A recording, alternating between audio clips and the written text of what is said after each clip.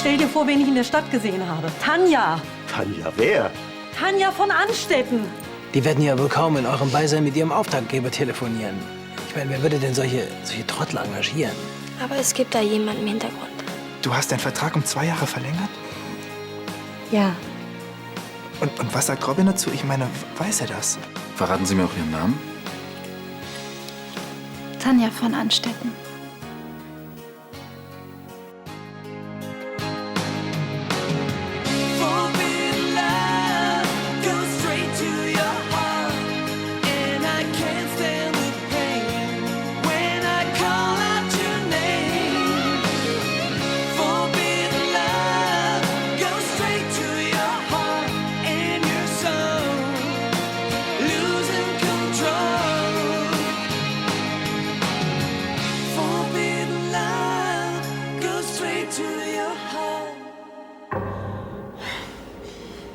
Gib sie her.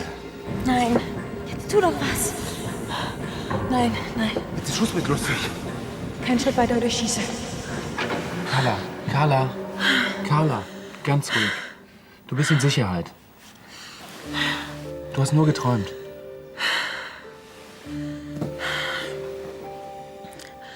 Hanna, kannst du sie holen? Ja, sobald es dir besser geht. Ich bin so froh, dass du bei mir bist. Noch eine dritte Person? Ja, davon haben Sie ja bisher gar nichts gesagt. Ja, das ist mir auch später erst wieder eingefallen. Aber die haben dann mit jemandem telefoniert. Ja, ist interessant. Also wenn wir die Geiselnehmer finden, haben wir gute Chancen, auch an den möglichen Drahtzieher zu kommen. Frau von Beinbach, da Sie die Einzige sind, die einen der Geiselnehmer gesehen hat, möchte ich Ihnen jetzt doch noch ein paar Fragen stellen, damit wir ein Phantombild anfertigen können. Ja, ist das okay? Okay. Gut, fangen wir an mit der Gesichtsform. Hatte der Täter ein eher längliches oder ein eher rundliches Gesicht? Woher soll ich das wissen? Ich habe ihn doch nur ganz kurz ohne Maske gesehen. Dann erinnern Sie sich vielleicht an seine Haarfarbe. Nein, tut mir leid. Aber an irgendetwas müssen Sie sich doch erinnern. Hatte der Mann einen Bart? Ja. Ja, einen Vollbart. Oder vielleicht war das auch ein Schnauzer. Ich weiß es nicht. Vielleicht hat er gar kein Bart. Das hätte ein sehr aussagekräftiges Bild. So, ich denke, das reicht jetzt. Meine Tochter hat wirklich ein schwieriges Erlebnis zu verarbeiten. Und da kommen Sie noch mit Ihren Fragen. Wie bitte? Ja, es ist besser, Sie gehen jetzt. Sehen Sie denn nicht, in welchem Zustand sich meine Tochter befindet? Bitte. Mr. Rush hat ein Händchen für gute Geschäfte. Und der geplante Bau eines neuen Kongresszentrums erscheint ihm rentabel. Unkompliziert, entscheidungsfreudig und professionell. Solche Geschäftspartner lobe ich mir. Natürlich freue ich mich schon sehr darauf, Mr. Rush bald wieder persönlich begrüßen zu können.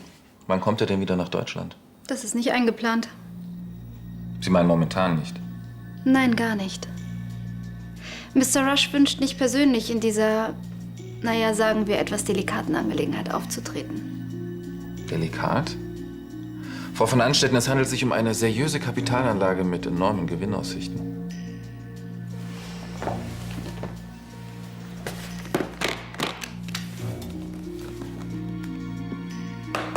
Jedenfalls hat er mich gebeten, Ihnen die erste Rate zu überbringen. In bar. Den Rest erhalten Sie dann in regelmäßigen Abständen. In bar.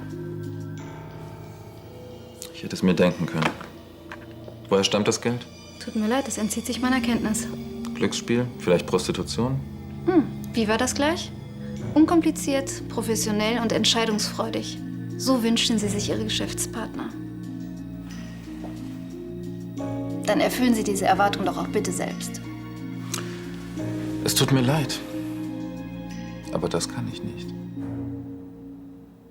Habt ihr vielleicht einen Sherry oder was in der Art? Ja, natürlich. Ich hole eins.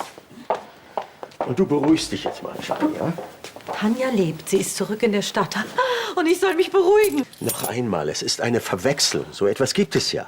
Niemand damals hat diesen Flugzeugabsturz überlebt. Woher willst du das wissen? Die Leichen wurden nie gefunden. Bitte, John. Danke, Elisabeth. Arno, wenn Tanja wirklich noch lebt und ist zurück. Weißt du, was uns dann blüht? Charlie, bitte. Es war die schlimmste Zeit meines Lebens. Mein Neffen wollte sie vergiften. Und mich hat sie erpresst. Henning wollte sie umbringen. Und Clarissa hat sie entführt. Um nur die Spitze des Eisberges zu nennen. Ich weiß, was Tanja alles getan hat und wozu sie noch fähig war. Also selbst wenn sie noch am Leben wäre... Was völlig unmöglich ist. Dann würde sie sich doch niemals nach Düsseldorf wagen. Ja, die Polizei würde sie doch sofort wegen versuchten Mordes festnehmen. Die hat sich natürlich eine andere Identität zugelegt. Trotzdem, Charlie, das wäre doch unglaublich dumm. Und das mit Verlaub war Tanja wirklich nicht. Charlie. Tanja ist tot. Sie kann dir nichts mehr anhaben. Komm, Mund auf. Robin, lass das. Das ist lecker, da ist Amaretto Ich drin. sag doch, ich will jetzt nicht.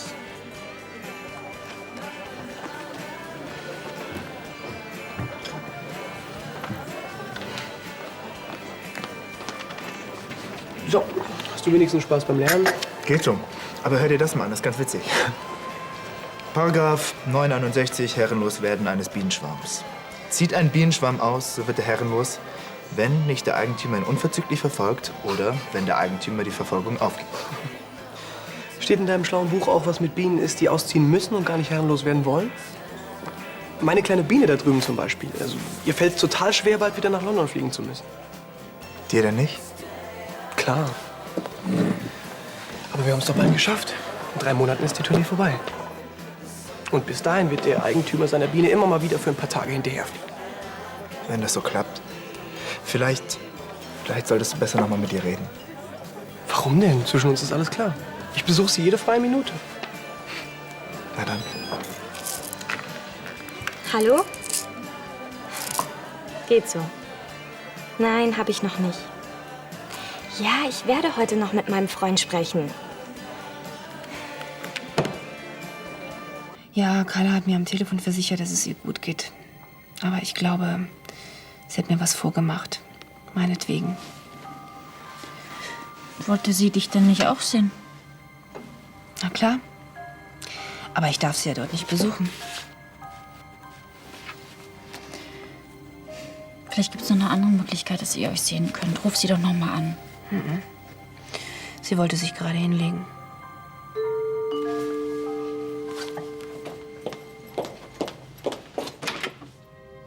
Hi, David. Na, ihr zwei. Nicole hat mir gesagt, dass du oben bist. Wie geht's ihr? Leider kann ich dir nichts Neues berichten. Ich bin auch nur gekommen, zu sehen, wie es dir geht. Aber du musst doch was wissen. Sind sie wirklich unverletzt? Hast du sie gesehen? Bis jetzt habe ich nur mit Leonhard gesprochen. Und den beiden scheint es wohl den Umständen entsprechend gut zu gehen. Ich muss sie sehen. Mr. Rush hat sie entschlussfreudiger beschrieben. In Singapur jedenfalls haben sie nicht bei jedem Dollar nach der Herkunft gefragt. Dort hat es auch niemanden interessiert. In Deutschland liegen die Dinge etwas anders. Das ist mir neu. Ich bin erst seit kurzem Direktor der Lahnstein Bank. Ich möchte mich nicht so weit aus dem Fenster lehnen. Muss schon schwer für Sie sein, so einen dominanten Vater zu haben.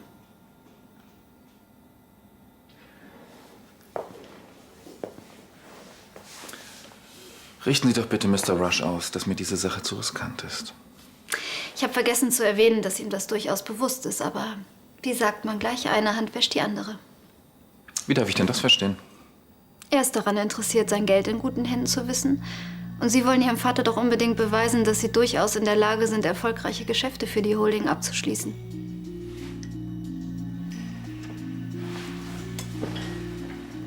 Schließlich wollen Sie die Holding doch eher früher als später übernehmen, oder?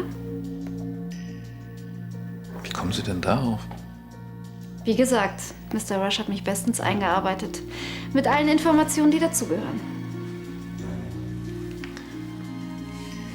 Bleiben wir doch besser bei den Informationen, die dieses Geschäft betreffen.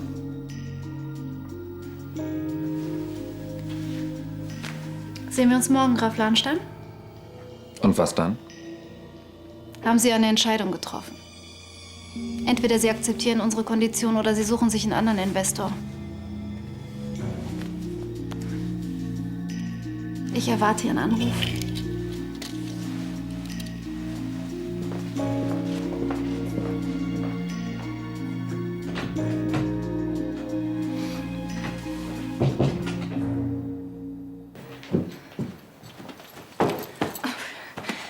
glaube, ich bin das viele Eis nicht mehr gewohnt. Bist du sicher, dass ihr nichts anderes auf den Magen schlägt?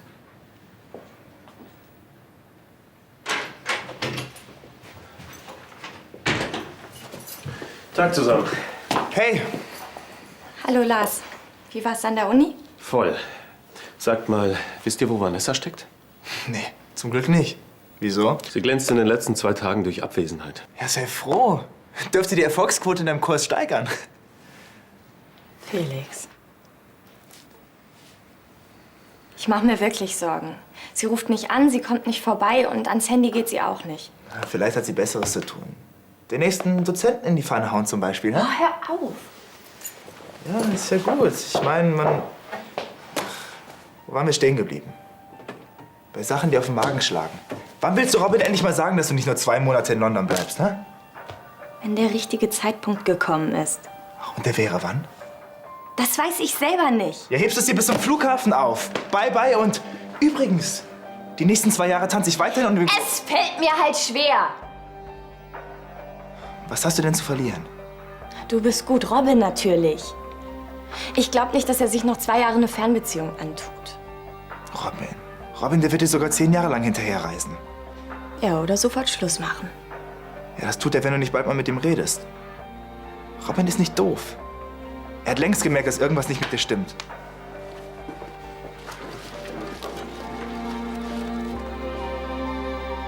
Im Moment konzentriert sich Ihre Suche auf den Fluchtwagen. Mit anderen Worten, Kommissar Schutz hat noch keine neuen Erkenntnisse. Nein, leider nicht. Sobald es Neuigkeiten gibt, meldet er sich. Hoffentlich bald. Kann ich Ihnen weiterhelfen? Hanna, was machst du hier? Ich möchte gerne zu Carla. Darf ich fragen, in welcher Beziehung Sie zu meiner Tochter stehen? Das ist schon okay. Das ist Hanna Nowak, eine gute Freundin von Carla. Ich habe dir schon von ihr erzählt.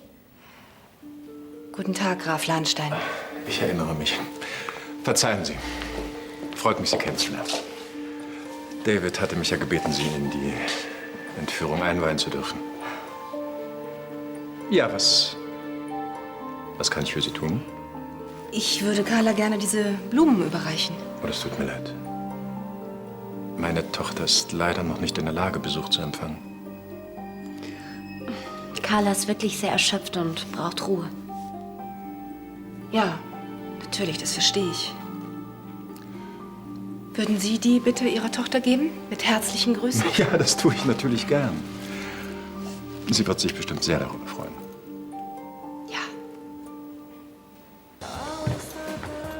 Na, wieder bessere Laune? Das üben wir jetzt aber noch mal. Hast du wieder bessere Laune?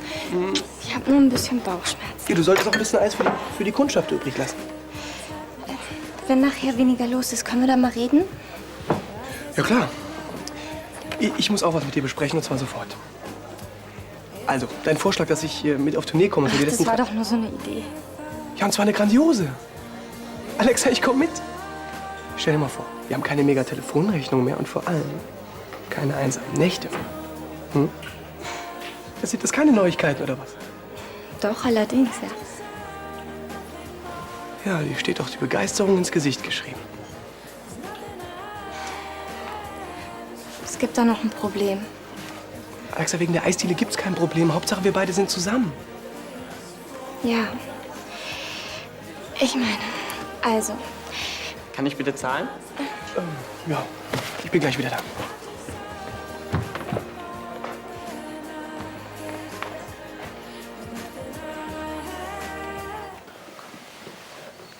Guten Tag. Ach, Herr Schutz. Ich schätze, meine Tochter ist momentan nicht in der Verfassung, irgendwelche Fragen zu beantworten. Ja, entschuldigen Sie, dass ich Sie so schnell wieder belästigen muss, aber wir haben einen ersten Fahndungserfolg erzielt. Echt? Kommen Sie, nehmen Sie doch Platz. Ja. Wir haben den Fluchtwagen gefunden. Einen grauen Lieferwagen. Ja, genau. Und in dem Wagen lag eine Leiche, bei der es sich aller Wahrscheinlichkeit nach um einen der Entführer handelt. Carla hat aus reiner Notwehr gehandelt. Die wollten uns umbringen. Ja, das wissen wir, keine Sorge. Außerdem ist der Mann eindeutig nicht durch den Schuss von Frau von Lahnstein gestorben. Die tödliche Verletzung stammt von einer anderen Waffe. Haben Sie denn eine Idee, wer ihn umgebracht haben könnte? Wir haben Blutspuren gefunden. Die könnten von dem zweiten Geiselnehmer stammen. Möglicherweise kam es zwischen den beiden zum Streit und sie haben aufeinander geschossen. Dann ist der andere also zumindest verletzt. Ja, wie schwer, das kann man natürlich nicht sagen. Aber wir gehen davon aus, dass sie sich hier noch irgendwo versteckt hält.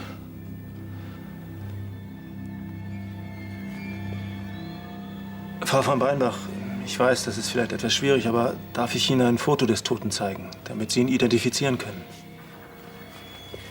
Ja, sicher.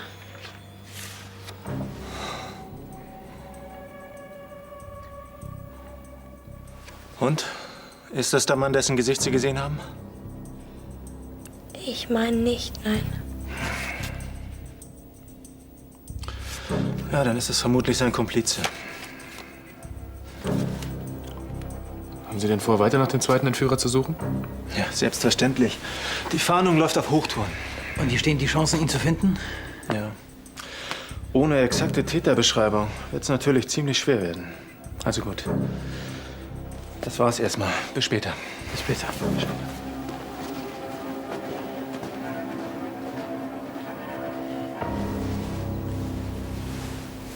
Felix, übernimmst du mal kurz für mich? Klar. Das schaffst du schon. Auf jeden Fall gut, wenn du es jetzt hinter dich bringst. Kannst du ganz kurz, ich muss noch schnell Hannas Auto ausräumen. Hast du mal eine Minute?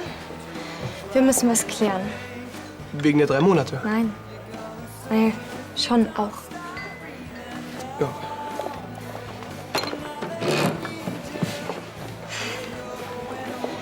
Also, es ist so, ich hab... Ihr könnt euch nicht vorstellen, was passiert ist. Carla von Lahnstein und Vanessa sind entführt worden. Wie bitte? Wir konnten es selbst kaum glauben, als wir davon gehört haben. Die Geiselnehmer wollten 20 Millionen Euro. Was heißt denn wollten? Carla und Vanessa sind Gott sei Dank entkommen. Ja, und jetzt sind sie wieder auf Königsbrunn. Ja, die haben Vanessa bestimmt nicht länger ertragen und sie deshalb freiwillig laufen lassen. Da habe ich noch gar nicht dran gedacht. Woran? Naja, Erpressung, Entführung. Das kann Nico auch jederzeit passieren, als Tochter von so einem stinkreichen Grafen. Nein, bestimmt nicht. Hey, du machst dir mehr Sorgen als Nico sich selbst. Genau. Wie wär's mal mit dem Themawechsel?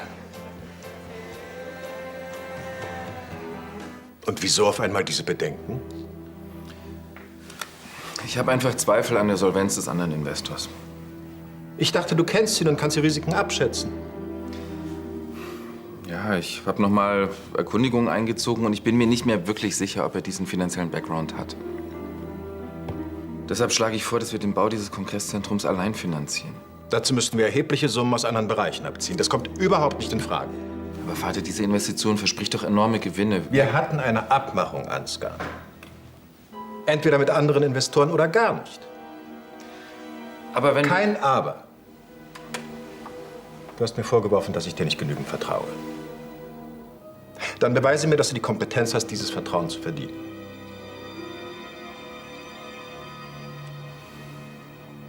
Was für ein schöner Strauß. Danke. Ja, dabei ist er gar nicht von mir, sondern von Hannah. Was, Hannah war hier? Ja, aber Vater hat sie abgewiesen. Er ist der Meinung, dass du noch Ruhe brauchst. Boah, ich hätte ihm am liebsten alles gesagt. Dass ich mit ihr zusammen bin, dass ich ein Recht habe, sie zu sehen und dass ich sofort zu ihr will. Mann, ich kann dich doch verstehen. Hm? Wenn du dich wirklich so sehr nach Hannah sehnst, kann ich sie abholen und zu dir bringen, klar. Es bringt doch nichts. Vater will, dass ich mich ausruhe. Wenn ich jetzt trotzdem darauf bestehen würde, Hannah zu sehen, das wäre doch viel zu auffällig. Das ist doch Quatsch. Für Vater ist Hannah nicht mehr als eine gute Freundin. Wo ist also das Problem? Ich will kein Risiko eingehen. Vergiss nicht, dass Evelyn versucht hat, mich auf der Hochzeit zu outen. Was du durch die Verlobung mit Bernd wieder entkräftet hast. Also ich frage mich langsam, ob dieses ganze Versteckspiel dich nicht mehr belastet, als einfach die Wahrheit zu sagen. Ich gehe eine Scheinverlobung ein. Ich mache Vater vor, dass ich glücklich wäre mit Bernd. Wenn ich ihm jetzt sage, dass alles nur Show war, das würde er mir nicht verzeihen. Entschuldigung, ich wollte nur fragen, ob du irgendwas brauchst.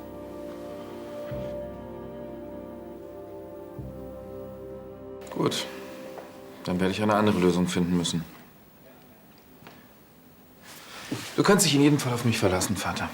Davon gehe ich aus, Ansgar. War sonst noch was? Nein. Entschuldigt, wenn ich störe. Komm ruhig rein. Warst du bei Carla? Ja. Danke, dass du dich so um sie kümmerst. Ist doch selbstverständlich. Wo ich euch beide gerade hier habe, ich wollte euch was mitteilen. Ja, die letzten Tage waren sehr schwer für uns alle und durch die Angst um Carla ist mir klar geworden, wie wichtig mir die Familie eigentlich ist. Um es kurz zu machen, ich kehre nicht zurück in die Staaten, ich werde hier bleiben. Ich kann dir gar nicht sagen, wie sehr mich das freut. Sind das nicht wunderbare Nachrichten, Leonard? Ja, ganz wunderbar.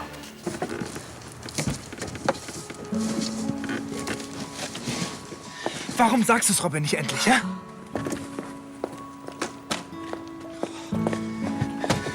Felix, er macht sich gerade Sorgen um Nico. Soll ich ihm jetzt sagen, dass ich die nächsten 2 Jahre nicht da sein werde? Ja, zumindest wäre es ehrlich.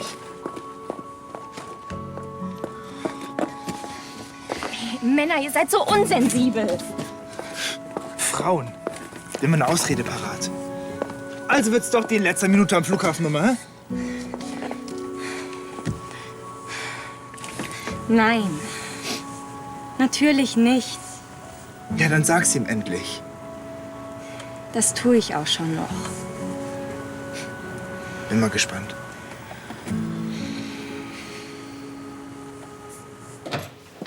Graf Lahnstein. So schnell habe ich nicht mit Ihrem Anruf gerechnet. Nehmen Sie... Mr. Rush und ich hatten schon überlegt, wie wir das Geld anderweitig anlegen. Tja, sehen Sie. So schnell ändern sich die Dinge. Das heißt, wir kommen ins Geschäft? Ich bin davon überzeugt, dass wir beide glänzend zusammenarbeiten werden. Hey, das ist eine richtig schöne Auswahl. Da brauchen wir aber noch ein paar neue Kreationen. Wie wär's denn, wenn wir unsere Liebesserie erweitern? Zum Beispiel das Kamasutra in Eis. Ist ja nicht ganz jugendfrei, aber genial. Was meinst du? Scheiße! Scherben bringen Glück ist doch in Ordnung. Nein, gar nichts ist in Ordnung. Ein verdammter Eisbecher, mit dem Rest kommen wir doch durch den Sommer. Ich bin im Sommer nicht da. Ich habe meinen Vertrag verlängert. Die nächsten 2 Jahre bin ich auf Tournee.